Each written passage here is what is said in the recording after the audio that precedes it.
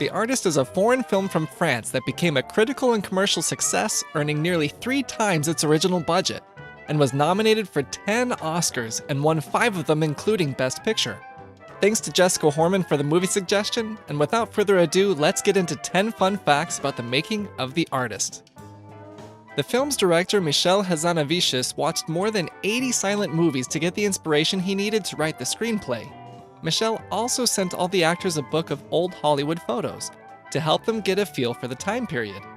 One of those books didn't have to be mailed too far though, because Berenice Bejo, who played Pepe, is Michel's wife.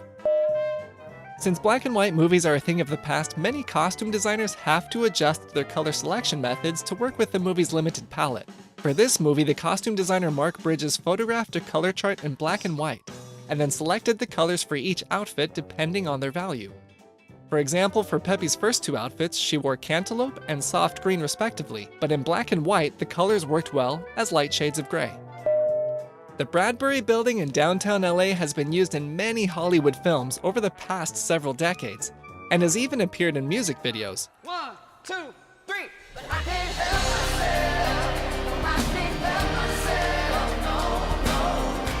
And for The Artist, it was used as the setting for Kinograph Studios. I always enjoy learning about the symbolism behind the choices made on screen, and the next few facts will show you some of my favorites. For starters, after George is shown the talking picture clip, he laughs and dismisses it, and as he does this, he steps from the light into the darkness before leaving the room, which is symbolic of his upcoming decline into obscurity due to his unwillingness to embrace the future of talking pictures. The next one is when George and Pepe meet in the middle of a staircase at Kinograph Studios, where she is on her way up the staircase as a rising star, and George is on his way down to become a washed-up relic of the past. The last symbolic moment is during the breakfast montage with Valentine and his wife Doris. As time passes, their clothing starts as intimate, then becomes more and more formal. Also, the busts of the man and the woman on the shelf in the background move further and further apart, until only the woman is left, alone and bitter. The Artist was shot at 22 frames per second to match the cinematic look of 1920s Hollywood films.